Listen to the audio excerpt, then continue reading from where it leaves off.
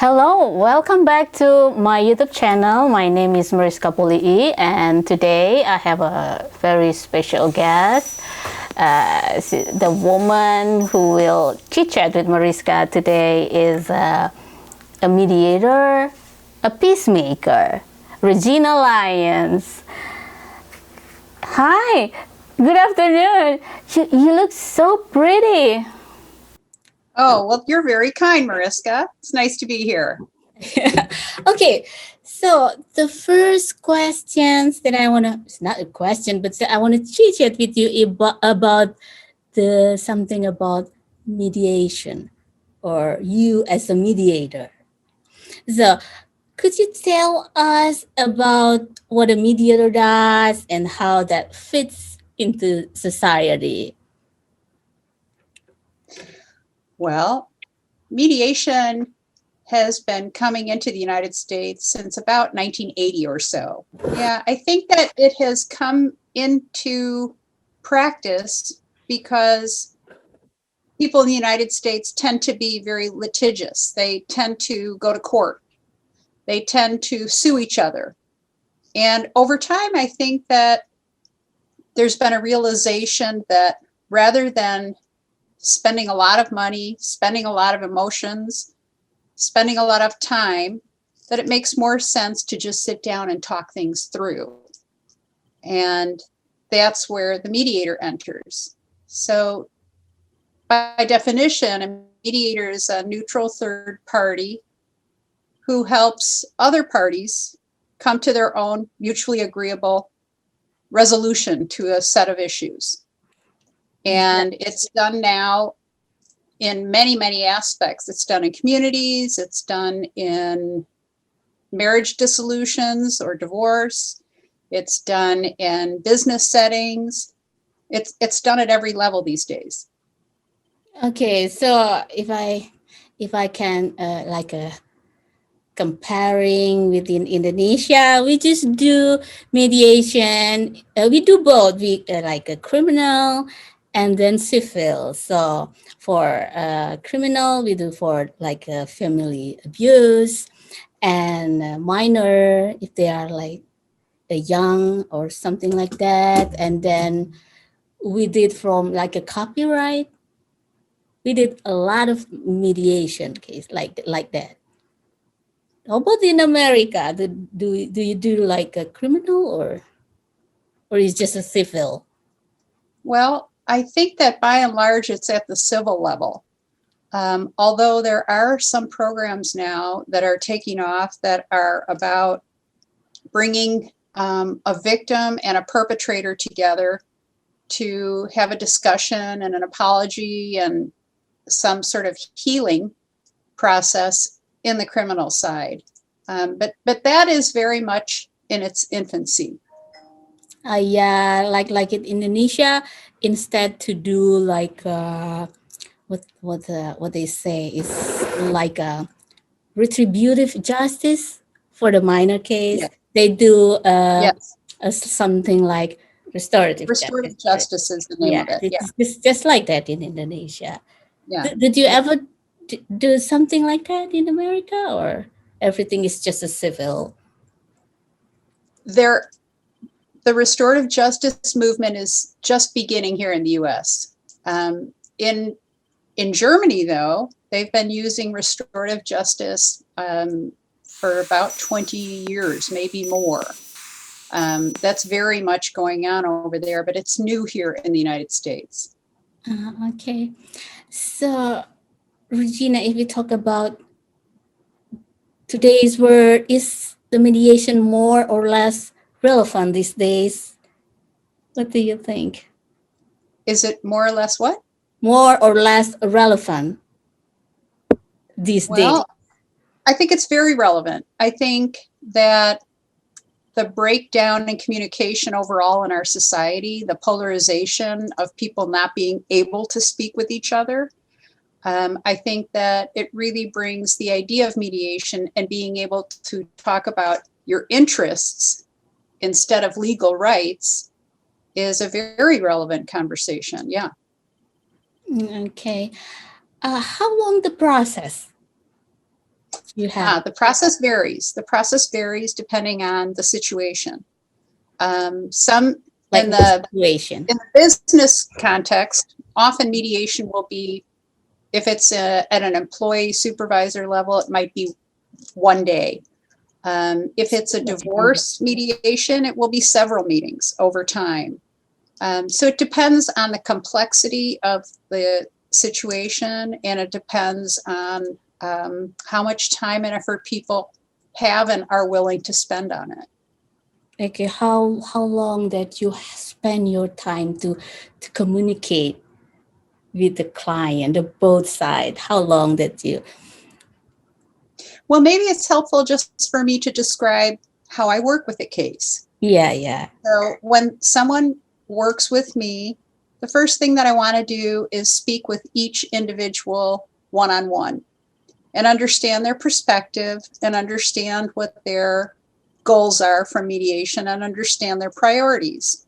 Then we talk a little bit about what will be important when we come together in terms of ground rules. What's important for their guidelines? Is it important that they never interrupt? Is it important that they refrain from profanity? Is it important, what will be important for a good conversation for them? And once we've got that set up, we can set up a meeting where the three of us, if it's only two parties, or more, if it's more than two parties, sitting down together then and working through an agenda that has been kind of basically put together for that meeting.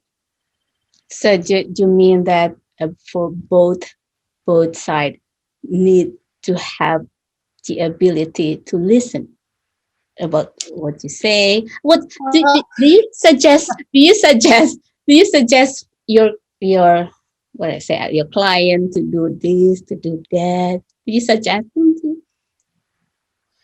I find that mediation works best when the parties are setting the tone and are empowered for all decision making.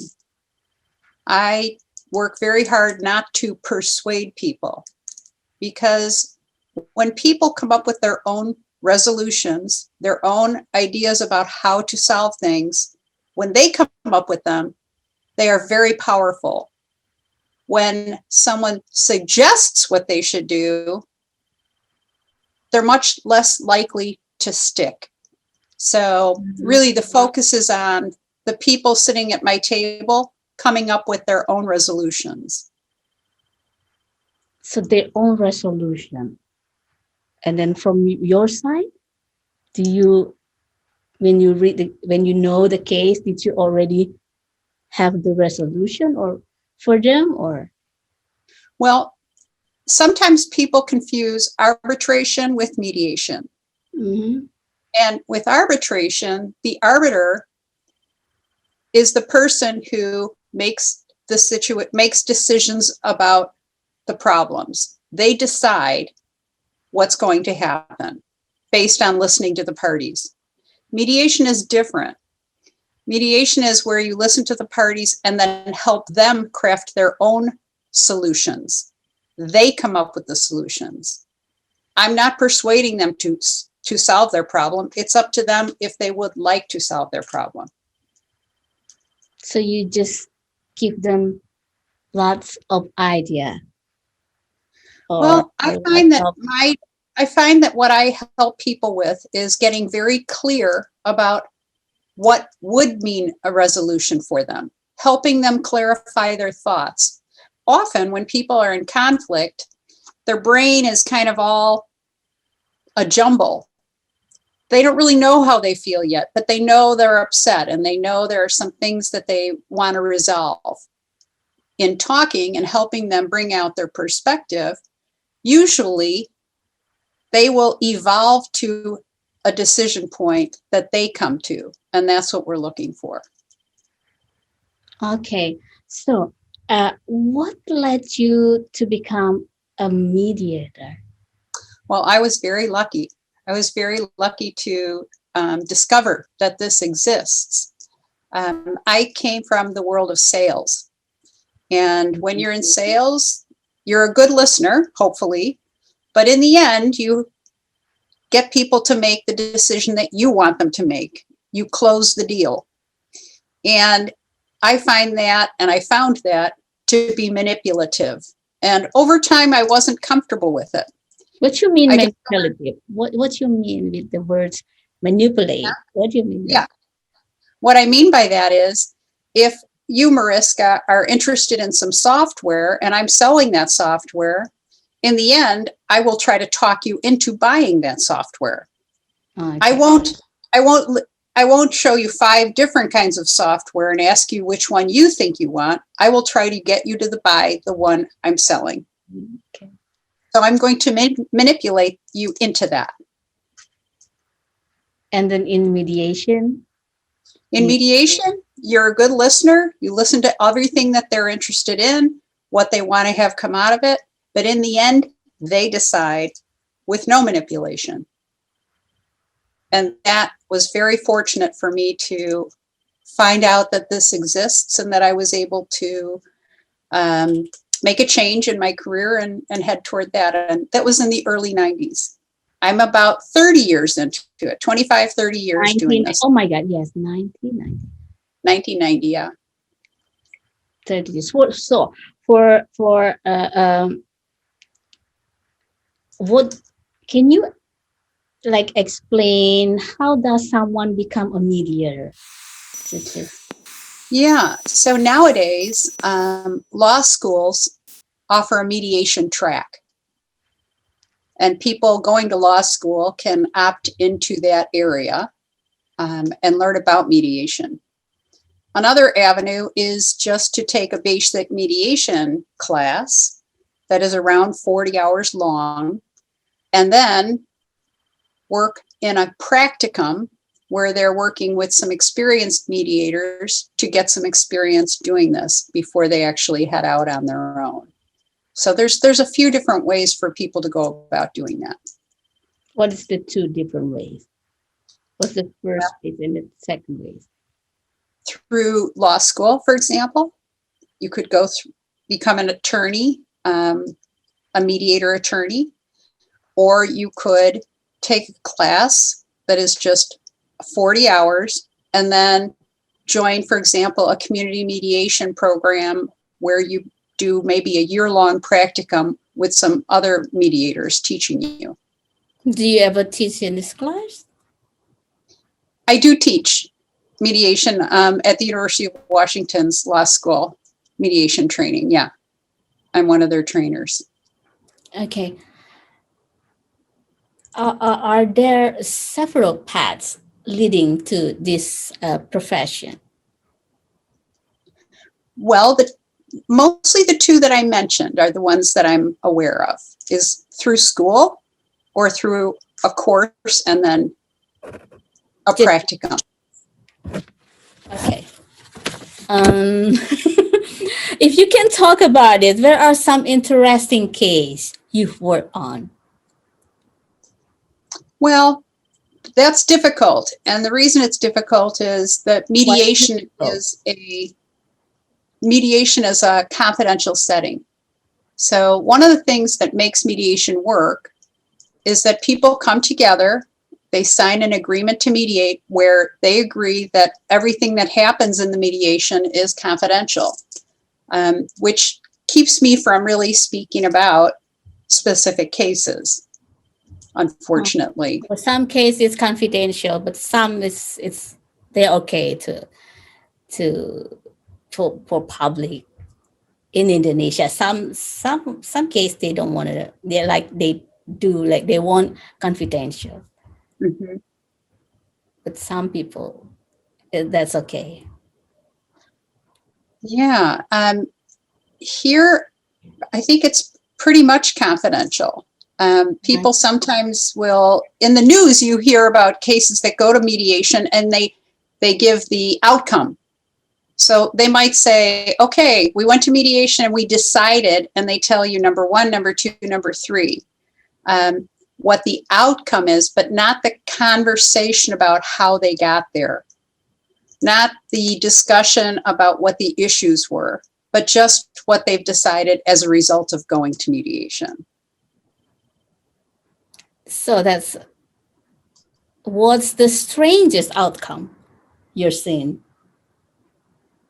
Gosh, um, those are all confidential, and I'm really not able to talk about them Oh, okay. because as the mediator, I also agree to keep everything confidential. And that's a really important thing for mediation to be successful, is that people feel like they have a private venue for discussion. So as much as the stories can be interesting, it's really not something that I'm at liberty to talk about. Okay. Uh, your skill as a mediator, your job as a mediator, is it related to your? So is it something like that sometimes that you did in your family? Oh, Yeah. well, Yeah. It's not the it's same case, interesting. but it's Yeah, it's interesting that you asked that because I come from a very big family. I have 8 brothers and sisters, and I'm close to the middle child.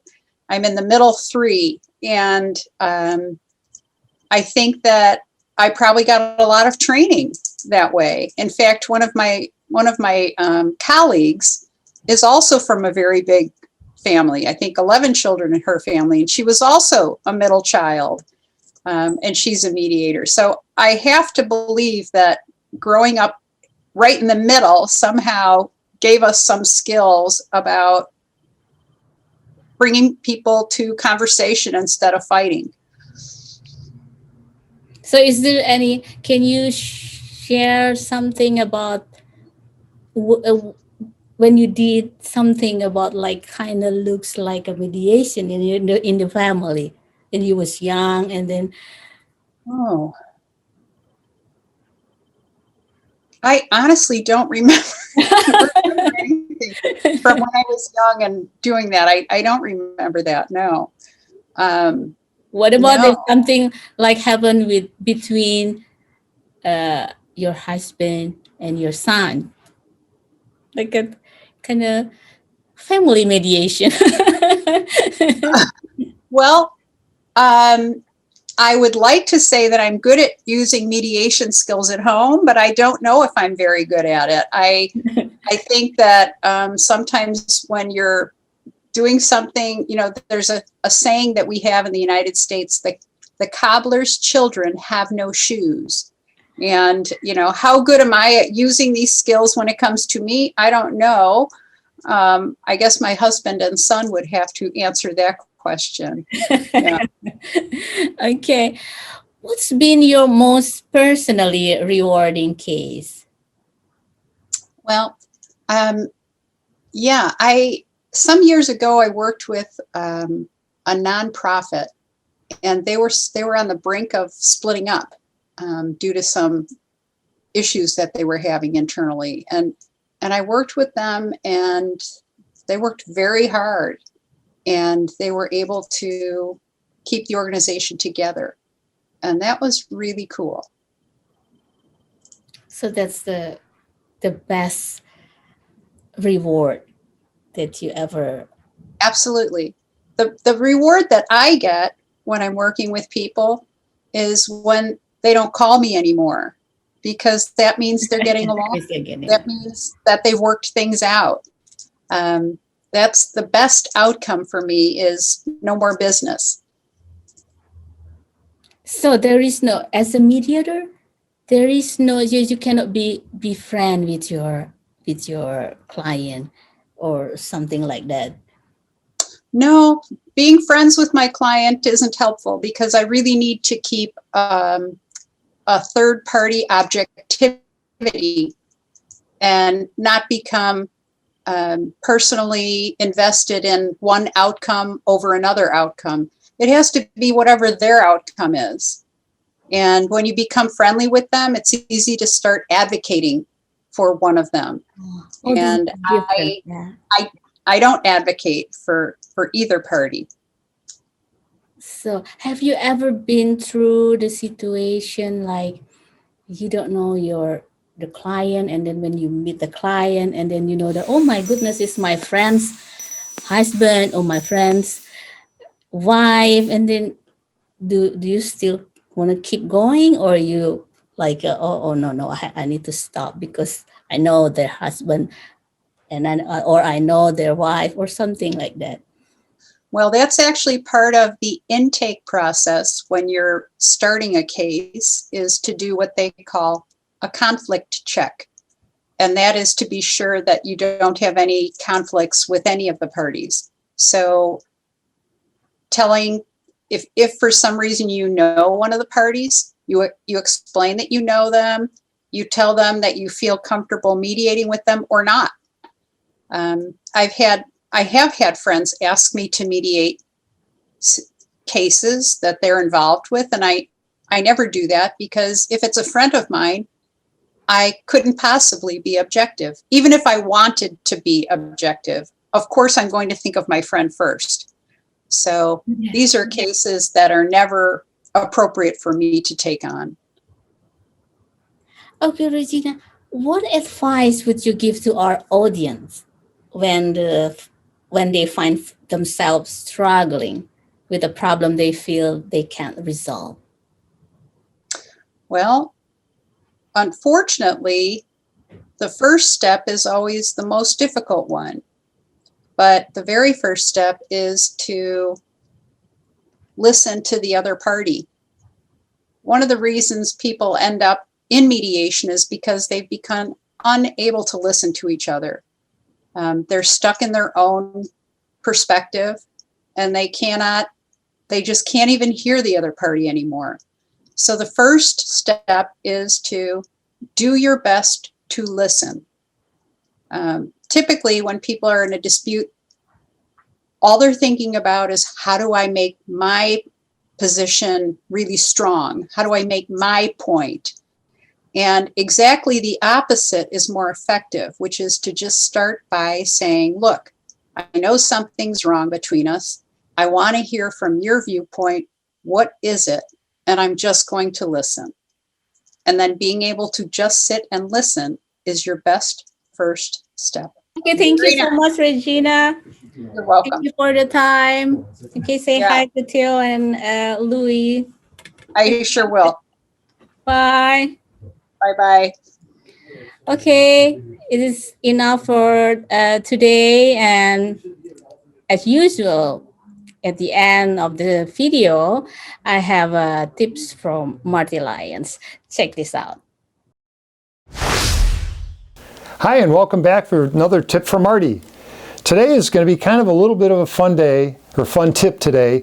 And the reason being is we're going to go back and revisit an illustration or an example from a pretty famous guy named W. Edwards Deming, who many people consider to be the father, the patriarch of the lean movement. And what Deming understood was that there are two parts of what we're trying to solve for when we're making companies efficient.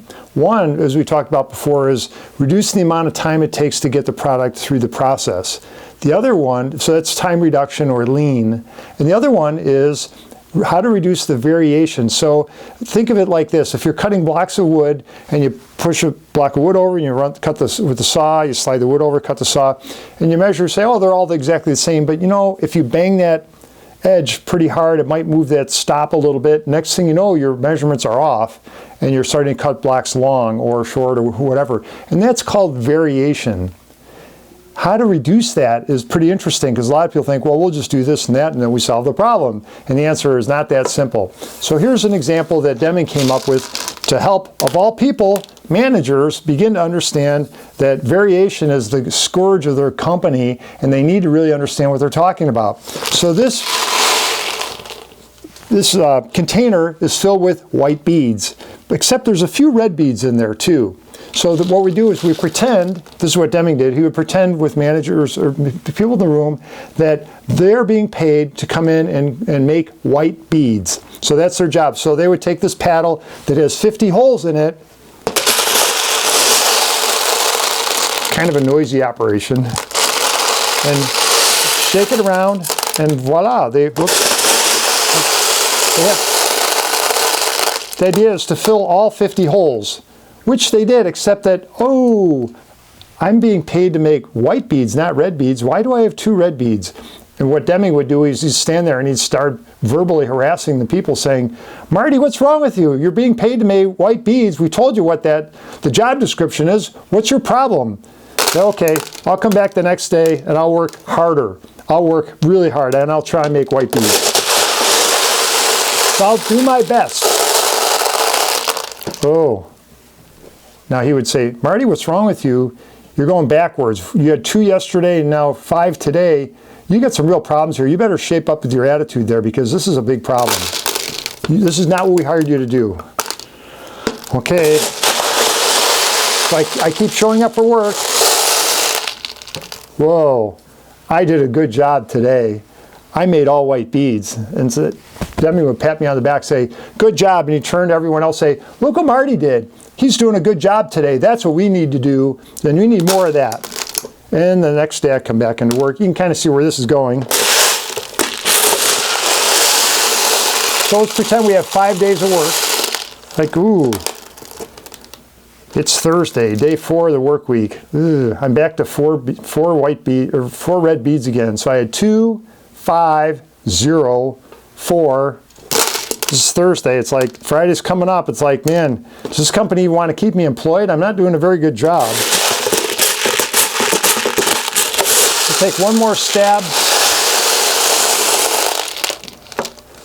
Well, I'm getting better. So I had 2, 5, 0, 4, and now 2 more. So I had 2 days that were really subpar, 2 days were really bad, but one day I did a great job. As we can see through fiddling around with this, nobody knows how many red beads you're going to have. We're being so-called paid to make white beads, but through variation and just chance, we start punishing people, rewarding people, or threatening people, or cajoling people based on how they do, and yet there's a randomness to the work that they get and the outcomes that they have. And wiser managers will realize you can't see the process, but you can sure see people stuck in the process, and that's what you're seeing with me. The process is I'm being paid to make white beads, but there are some red ones in here which represents variation, and I don't know how many there are, but I got a few of them. But I did get one day where I so-called did a great job, and that's pure fiction. It's chance that gave me one good outcome out of 5 tries. And that's how we, sometimes in companies, that's how we set people up. We have so much variation in what we do. We have processes that don't have reliable outcomes that we blame the person instead of the process. So next tip, we're going to talk about how do you separate those two. So here's your tip for the day, is when you see any kind of variation, you start recognizing, hopefully this helps you understand this a little bit better, realize, wow, it's the process that creates that, not the people. So there you go, there's your tip for the day. Enjoy the rest of your day. If you haven't pressed one of these fancy buttons down here, hit one of those babies so you can subscribe, and we will see you next time. Thank you very much. Bye-bye.